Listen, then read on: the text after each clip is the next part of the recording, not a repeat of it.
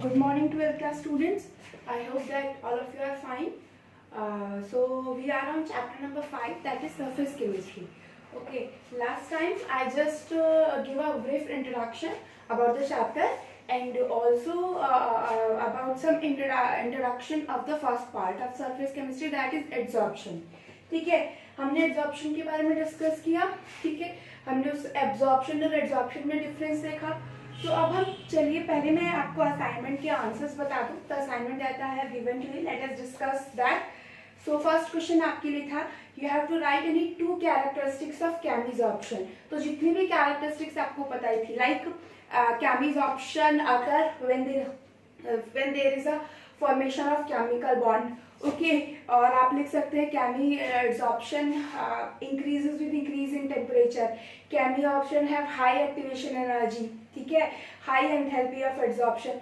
It result into a uniform layer adsorption. ठीक है, uni layer होता है ये. ठीक है, अब ये यूनी लेयर और मल्टी लेयर एक पॉइंट रह गया था, वो मैं आपको समझाती हूँ. That what we mean by unimolecular layer और मल्टीमॉलिक्यूलर लेयर. बेसिकली जो आपका केमिसॉर्प्शन होता है दैट इज यूनिमॉलिक्यूलर लेयर. ठीक है, अब होता क्या है बेसिकली, सपोज करो आपने कोई भी सब्सटेंस लिया. ठीक है, and you have to absorb other substance on that. Substance to be absorb, substance to be absorb. आपको इस सब्सटेंस के इसके ऊपर क्या कराना है, एब्जॉर्ब कराना है आपको इस सब्सटेंस को इसके ऊपर. ठीक है, तो आपने एब्जॉर्ब कराया और उसकी एक लेयर इसके ऊपर आ गई. This is the first layer. ठीक है, अब हमने कहा था केमिसॉर्प्शन अगर when there is a bond formation between the adsorbate and adsorbent. यही तो होता है केमिसॉर्प्शन, यानी इस सरफेस के बीच में और इस सब्सटेंस के बीच में जब केमिकल बॉन्ड फॉर्म होगा तभी केमिसॉर्प्शन होगा. अब आप खुद सोचिए, जब ऑलरेडी ये सरफेस के मॉलिक्यूल थे, these surface molecules form bond with the adsorbate, तो क्या इसके ऊपर कोई और लेयर आ सकती है या नहीं आ सकती? लेयर तो आ सकती है, but that will not result in the chemisorption. Layer तो बैठ सकती है कितनी भी, लेकिन वो केमिसॉर्प्शन नहीं होगा. क्योंकि आप सपोज करो ये लेयर है मेरे पास, दिस इज द एड्सॉर्बेंट. इसके ऊपर मैं, ये मार्कर है मेरा एड्सॉर्बेट है, मैंने इसकी लेयर लगा दी. ठीक है, ये लेयर लग गई एंड दिस इज केमिसॉर्प्शन. इस एड्सॉर्बेंट और इस एड्सॉर्बेट के बीच में इंटरेक्शन हो गया, केमिसॉर्प्शन है. अब सपोज करो तो अब मैं और एड्सॉर्बेट डाल रही हूँ, लेकिन वो तो इसके ऊपर स्टिक होगा ना. स्टिक तो हो जाएगा, लेकिन बॉन्ड तो उसे एड्सॉर्बेंट के साथ फॉर्म करना है, तभी तो वो केमिसॉर्प्शन होगा. So that's why chemisorption result in unimolecular layer and physisorption occur in multimolecular layer. Physical adsorption क्या था, ओनली वैन डर वाल इंटरेक्शन थे, कोई केमिकल बॉन्ड फॉर्मेशन नहीं थी. तो आप कितना भी इसके ऊपर प्लेस करते जाइए, इसके ऊपर एक वैन डर वाल इंटरेक्शन तो सबके बीच में होगा ही होगा. तो ये कुछ कैरेक्टरिस्टिक थी केमिसॉर्प्शन की, तो आप इसे लिख सकते हैं. नेक्स्ट मैंने आपको बताया, नेक्स्ट क्वेश्चन था, why are powder substance more effective adsorbent than their crystalline form. ये हम डिस्कस कर चुके हैं. Powder substance have more surface area, so that's why they are act as a good adsorbent. next है, why does फिजिसॉर्प्शन decrease with increase in temperature? तो simple है, फिजिसॉर्प्शन exothermic process होता है because it is favoured at low temperature. जो low temperature पे process favour होते हैं, मतलब हम उन्हें एक्सोथर्मिक कहते हैं कि रिलीज हो रही होगी, बहुत कम टेम्परेचर पे हो गए हैं. ठीक है, अब आप देखिए, आप हीट रिलीज हो रही है. ठीक है, और आप टेम्परेचर बढ़ाओगे. ठीक है, आप क्या बढ़ाओगे, टेम्परेचर बढ़ाओगे. अगर आप उस रिएक्शन में तो ऑलरेडी हीट रिलीज कर रहा है वो, और अगर आप टेम्परेचर बढ़ाने लगे तो क्या वो प्रोसेस होगा? नहीं.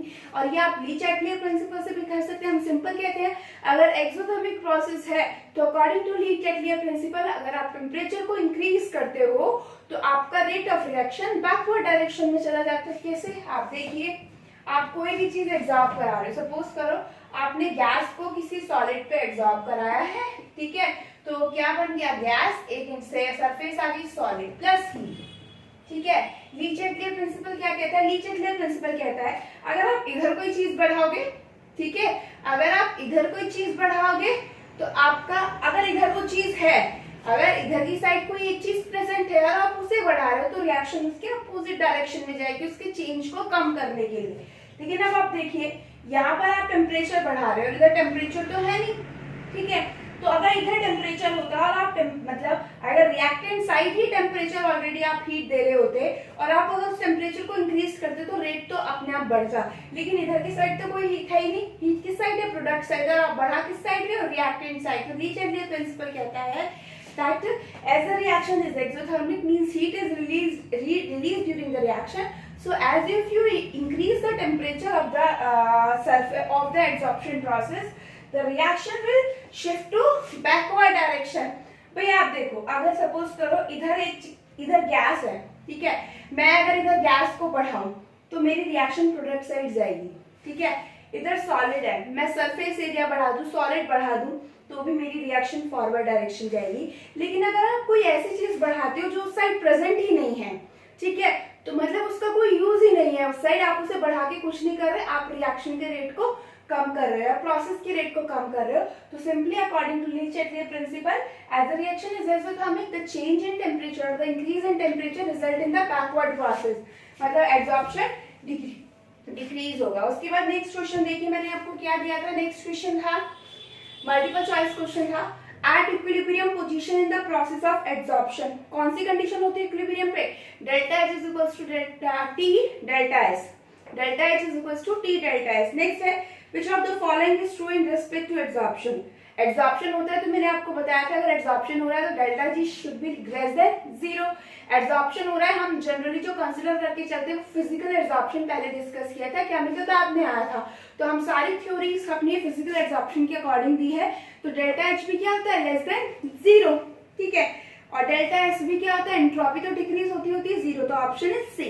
Next the term absorption stand for both absorption and absorption occur simultaneously. Next है extent of physisorption of a gas increase with decrease in temperature. So I hope ये सारे क्वेश्चंस आपको इजीली हो गए होंगे। So let us start with our next topic. Next है आपका some mathematical representation of adsorption, ठीक है। हमने कुछ मैथमेटिकल और कुछ ग्राफिकल रिप्रेजेंटेशन दिया है, और ये जो आपका ग्राफिकल रिप्रेजेंटेशन था that is given by Freundlich. Freundlich ने दिए थे, इसे हम फ्रेंडलिक आइसोथर्म भी बोलते हैं। आइसोथर्म आपको पता होगा क्या होते हैं? सेम टेम्परेचर पर, same, iso mean same, therm means temperature. जब आप कोई भी ग्राफिकल रिप्रेजेंटेशन सेम टेम्परेचर पर करते हो, मतलब आप चाहे बाकी पैरामीटर्स को चेंज करते रहो बट आप टेम्परेचर को क्या कर रहे हो? सेम कर रहे हो, बिल्कुल कांस्टेंट है। अगर मैं कोई भी रिएक्शन रूम टेम्परेचर पे कर रही हूँ तो मैं उस अगर मुझे आइसोथर्म प्लॉट करना हो तो मैं टेम्परेचर चेंज नहीं कर सकती, नहीं तो वो आइसोथर्म नहीं रहेगा। तो फ्रेंडलिक ने आइसोथर्म बनाए थे, और किसके रेस्पेक्ट में बनाए थे, कैसे बनाए थे, हम देखते हैं किस तरीके से वो बताया था, कैसे बनाया था। उसने कहा था that extent of mass absorb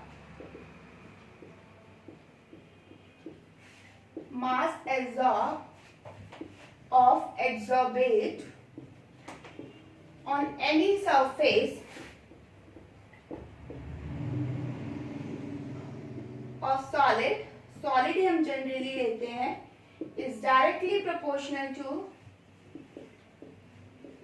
हम यहाँ सॉलिड और गैस की बात कर रहे हैं, directly proportional to pressure applied on it,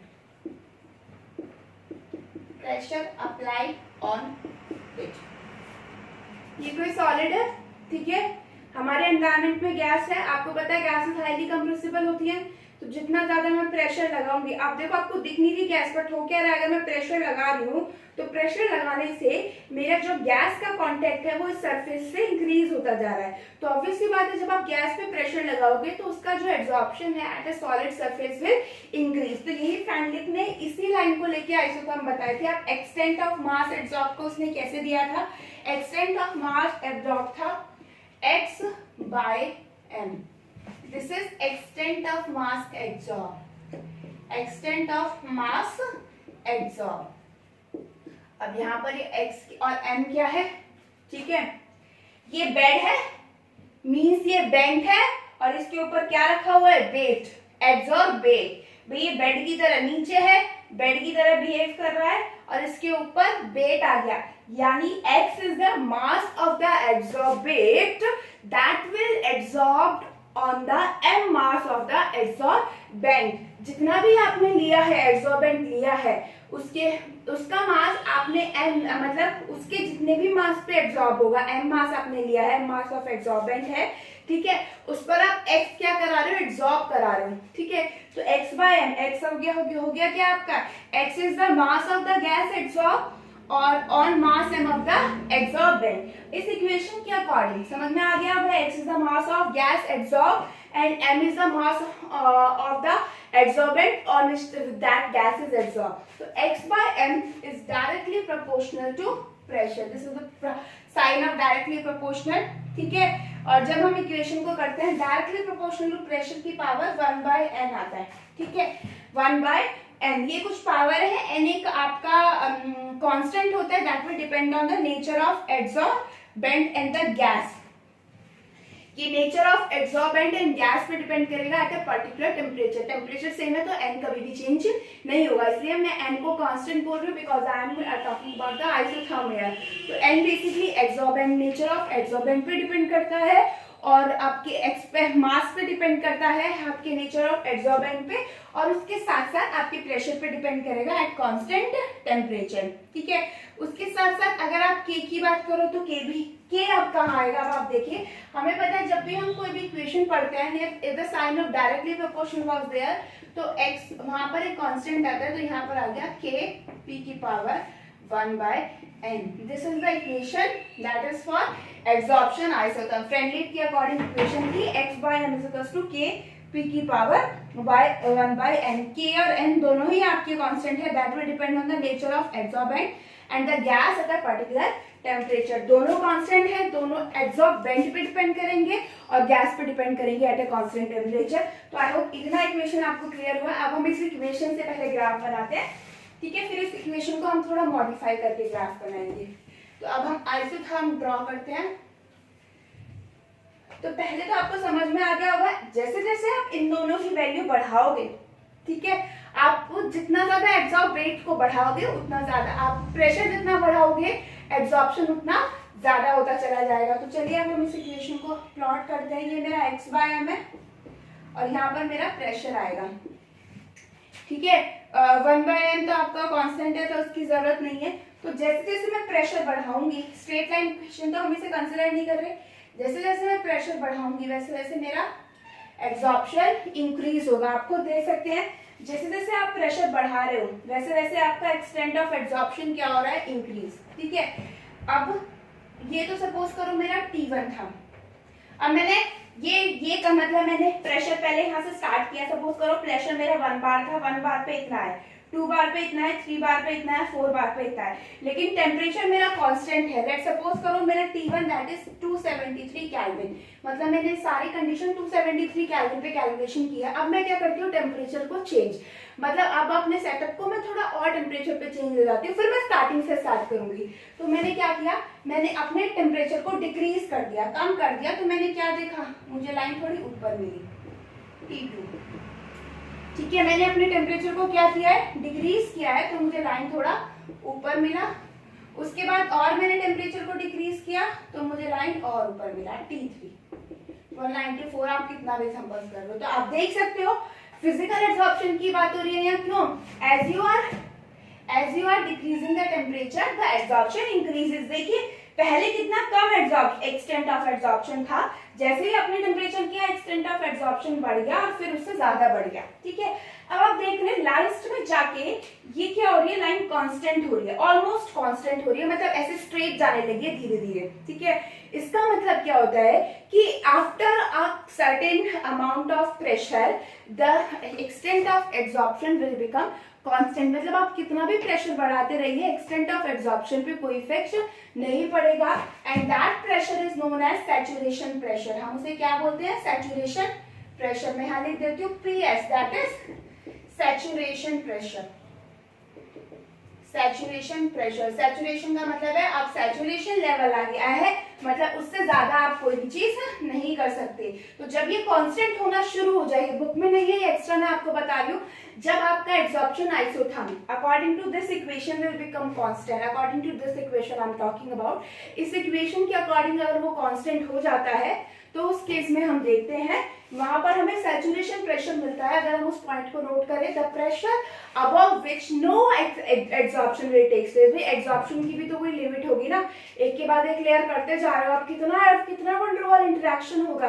तो आई होप ये एब्जॉर्प्शन आइसोथर्म समझ में आ गया होगा। ये पहला आइसोथर्म था, ठीक है। दूसरा हम इस इक्वेशन को और मॉडिफाई करके सिंपल एक ग्राफ ड्रॉ करते हैं। ये आपका सिंपल एब्जॉर्प्शन का आइसोथर्म था। अब फ्रेंडलिक ने कैसे आइसोथर्म ड्रॉ किया था इस इक्वेशन में, ठीक है। फ्रेंडलिक ने इस इक्वेशन को डिराइव करने के बाद एक तो उसने एब्जॉर्प्शन आइसोथर्म बताया, दूसरा उसने अपना एक अलग से आइसोथर्म बनाया, that is known as Freundlich isotherm या एब्जॉर्प्शन आइसोथर्म भी आप उसे बोल दो। वो किस तरीके से, अब आप देखिए मैं इस इक्वेशन को चेंज करती हूँ। टेकिंग लॉग, ये है equation x by m is equals to k p की power 1 by n। Taking log on both side, log on both side क्या होगा, log x by m is equals to log k p की power 1 by n, ठीक है। आपको पता है जब दो चीजें होती है, ठीक है, दो कोई भी वेरिएबल हो जो आपके मल्टीप्लिकेशन में हो या कोई भी कांस्टेंट हो जो मल्टीप्लिकेशन पे, उनकी कोई वैल्यू तो है, k की कोई वैल्यू होगी p की, तो log a इंटू बी है, तो log a इंटू बी क्या होता है, log a प्लस b, तो log k plus log p की पावर 1 by n। और आपको इतना भी पता होगा, यहाँ में x by m को नहीं छेड़िए, एज इट इज है। जब लॉग के साथ कोई ऐसी क्वांटिटी हो जिसकी कोई पावर में हो तो वो पावर आगे आ जाती है। तो now the equation will be log x by m is equals to log k plus 1 by n log p। तो इक्वेशन हो गई आपकी, ठीक है। एंड दिस अगर आप इसे कंपेयर करो, y is equals to mx plus c, ठीक है। आपका log p किस x एक्सिस पे रखो, y एक्सिस पे log x by m रखो, and this is a straight line equation. तो स्ट्रेट लाइन इक्वेशन होगी तो आप स्ट्रेट लाइन इक्वेशन को प्लॉट करो। क्या मैं रख रही हूँ log x by m, यहाँ पर मैं रख रही हूँ log p। लाइन ओरिजिन से पास नहीं होगी, दूसरा पॉजिटिव स्लोप आएगा, मतलब लाइन को ड्रॉ करना होता है। एक ऐसे ड्रॉ कर सकते हैं, एक ऐसे ड्रॉ कर सकते हैं, ठीक है। ऐसे कब ड्रॉ करेंगे, जब आपका 1 by n यानी m जो स्लोप है वो पॉजिटिव है, तो यहाँ पॉजिटिव आ रहा है। दूसरा ओरिजिन से पास हो रही है या नहीं हो रही, वो हमें कैसे पता चलता है, इंटरसेप्ट से। यहाँ पर इंटरसेप्ट की वैल्यू है c, अगर 0 है तो मतलब वो ओरिजिन से पास हो रही है, लेकिन यहाँ तो c 0 नहीं है, मतलब ओरिजिन से पास नहीं हो रही होगी। तो हम इस तरह की इक्वेशन ऐसे ग्राफ ड्रॉ करते हैं, ठीक है। ये आपकी स्ट्रेट लाइन आ गई, ठीक है। कुछ हमने प्रेशर की, ये तो यानी 0 प्रेशर होगा। अगर आप इस लाइन को एक्सट्रापोलेट करते हो तो ये यहाँ तक आ जाती है, and this is the value of log k, और यहाँ पर आपको इस लाइन का जो स्लोप होता है दैट इज 1 by n। अगर आप किसी भी कंडीशन में आप इस लाइन को प्लॉट करते हो, मतलब कोई एक्सपेरिमेंट कर रहे हो, इस आइसोथर्म को प्लॉट करो, करके देखो उस एक्सपेरिमेंट के अकॉर्डिंग। अगर स्ट्रेट लाइन आती है तो आपका फ्रेडनिक आइसोथर्म वैलिड है, अदरवाइज नहीं है।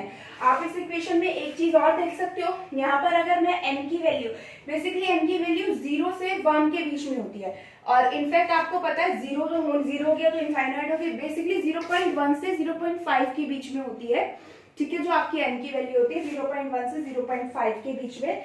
तो अगर आप देखो यहाँ पर n की वैल्यू पे डिपेंड करता है।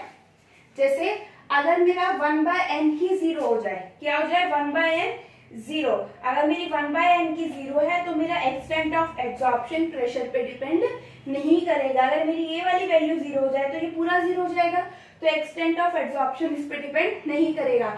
अगर मेरी 1 by n की वैल्यू 1 है तो ऑब्वियसली बात है ये किस पे डिपेंड करेगा, इस पे। ये मैं आपको मल्टीपल चॉइस क्वेश्चन के लिए बता रही हूँ, तो आपको इक्वेशन में पुट करके आना चाहिए। अगर 1 by n की वैल्यू 0 है तो ऑब्वियसली बात है ये पूरा वैल्यू 0 हो जाएगा, and log x by m does not depend on pressure।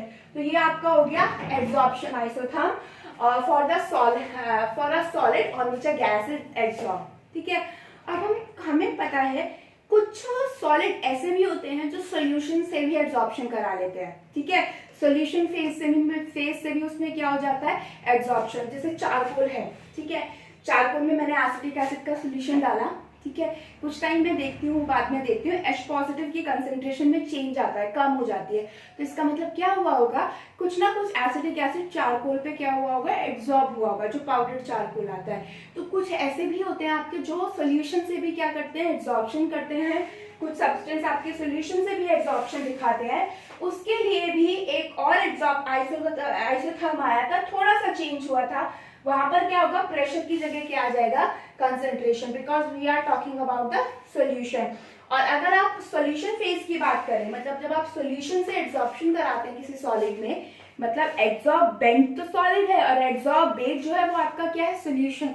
तो वहां पर कुछ चीजों पे डिपेंड करता है। क्या है, सबसे पहला चीज तो क्या है कि अगर आप टेम्परेचर बढ़ाओगे तो एब्जॉर्प्शन डिक्रीज होगा। वो तो यहाँ पर भी हमने देखा, टेम्परेचर बढ़ाने पर एब्जॉर्प्शन डिक्रीज होता है। ठीक है, सरफेस एरिया जितना ज्यादा होगा एब्जॉर्प्शन उतना ज्यादा होगा। ठीक है, नेचर ऑफ एब्जॉर्बेट और एब्जॉर्बेंट पे भी डिपेंड करेगा। तो जो सारी चीजें हमने यहाँ पढ़ी वही हम सोल्यूशन फेज के लिए भी कंसिडर करके चलते हैं।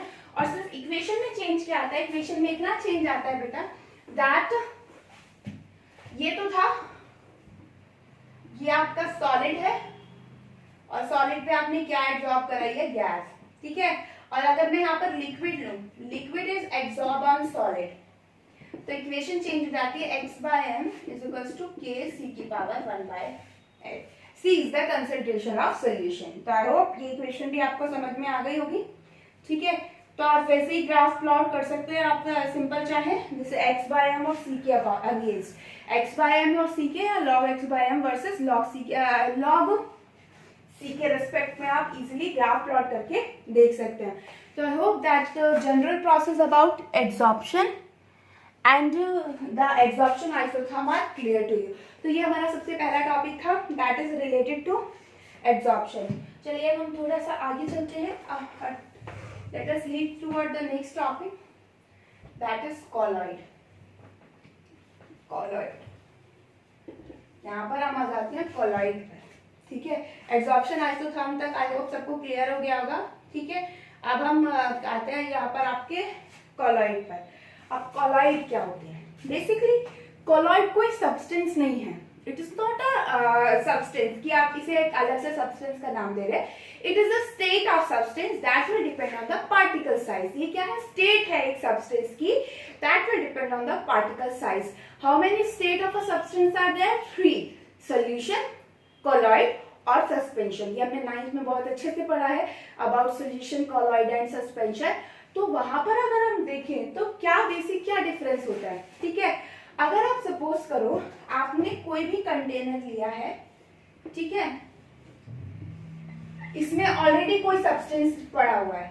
ठीक है, मैं नहीं कह रही वो लिक्विड है, गैस है, कुछ भी हो सकता है। ठीक है, any substance was there.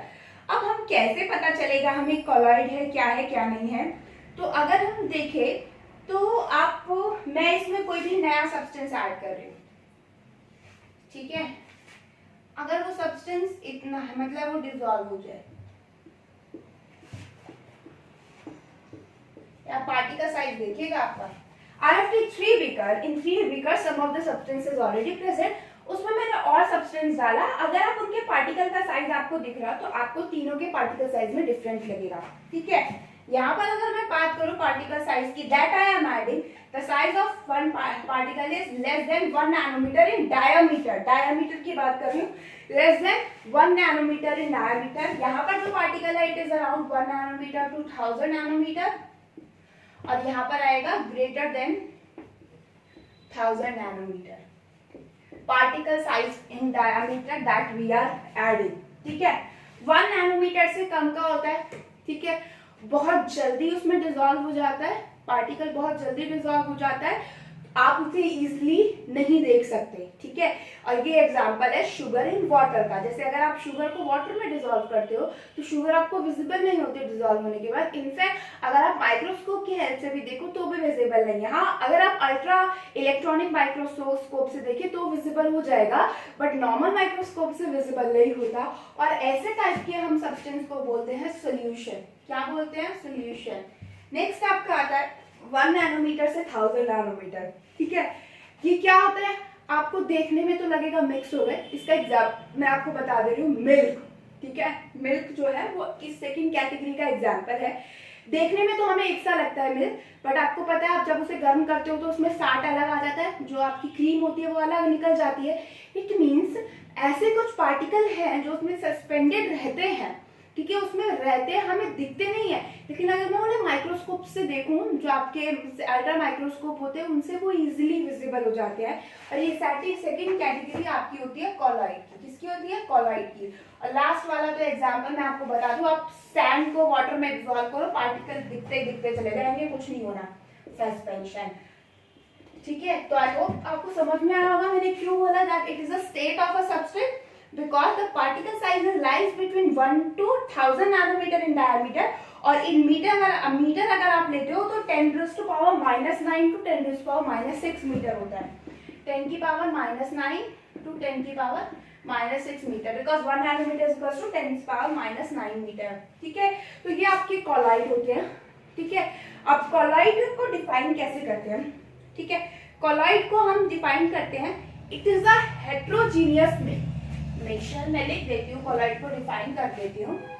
Heterogeneous होता है, मिल्क देखने में लगता है आपको एक सा, लेकिन उसमें फैट सस्पेंड हो रहते हैं जो इजीली निकल आएंगे। ठीक है, तो कॉलॉइड क्या होता है? It is a heterogeneous mixture,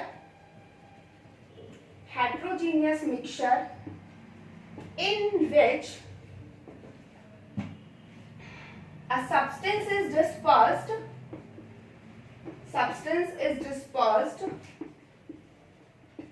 मैं इसे लिख सकती हूँ dispersed phase जिसे हम बोलते हैं in a dispersion medium। अगर आप सॉल्यूट और सॉल्वेंट से कंपैरिजन करो सोल्यूशन के, तो जैसे वहां पर सॉल्वेंट होता था, यहाँ पर क्या होता है? डिस्पर्जन मीडियम लाइक सॉल्वेंट, और जैसे वहां पर सॉल्यूट होता था, यहाँ पर क्या है? Dispersed phase. तो एक ऐसे सब्सटेंस जिसमें आपके डिस्पर्स्ड फेज डिस्पर्जन मीडियम में सस्पेंडेड होंगे, that is known to be a colloid. अब कॉलॉइड को डिफाइन कैटेगराइज कैसे किया गया? एक कैटेगरी तो हमने 9th में भी पढ़ी थी। तो बेसिकली कॉलॉइड की जो क्लासिफिकेशन है वो 3 तरीके से है। पहला, on the nature of dispersed phase and dispersion medium, dispersed phase and dispersion medium मतलब, ठीक है, sorry, physical state, on the physical state, तो दूसरा आएगा। सबसे पहले हम फिजिकल स्टेट की बात कर लेते हैं। फिजिकल स्टेट का मतलब क्या है? सॉलिड, लिक्विड और गैस। सपोज करो अगर आपका जो आपका डिस्पर्स फेज है वो सॉलिड है और डिस्पर्जन मीडियम भी है, वो भी क्या है?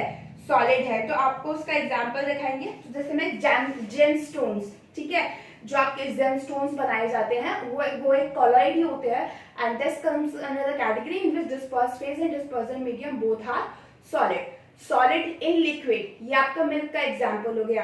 ठीक है, जैसे आपके सॉलिड फैट होता है और लिक्विड सॉल्वेंट में सस्पेंडेड रहते हैं, तो मिल्क एग्जांपल हो गया। तो मतलब सॉलिड लिक्विड के कैरेक्टरिस्टिक के बेसिस पे कॉलॉइड को कैटेगराइज किया गया इन टोटल 8 कैटेगरी। 8 इसलिए क्योंकि गैस का कॉलॉइड नहीं कर बनता, because gas always forms a homogeneous mixture. तो टोटल 8 टाइप के हैं, एनसीईआरटी में आपको दिए हुए हैं, उनके अलग अलग नाम भी दिए हुए हैं, जैसे किन्हीं को हम इमल्शंस बोलते हैं, किन्हीं को हम एरोसोल्स बोलते हैं। तो ये 9th वाला कॉन्सेप्ट है, please revise it and note it down in your notebook also, पूरा चार्ट बना के। ठीक है, तो ये पहला कैटेगरी था। दूसरा आपका होता है interaction between disperse phase and dispersion medium. ठीक है, उन दोनों के बीच में इंटरैक्शन कैसा है। और तीसरा टाइप होता है on the particle size of disperse phase. तो ये 3 कैटेगरी है, 1 by 1 we will discuss later, but ये आपको खुद से पढ़ना है, बाकी के 2 मैं आपको पढ़ाऊंगी। तो okay, thank you for today's class.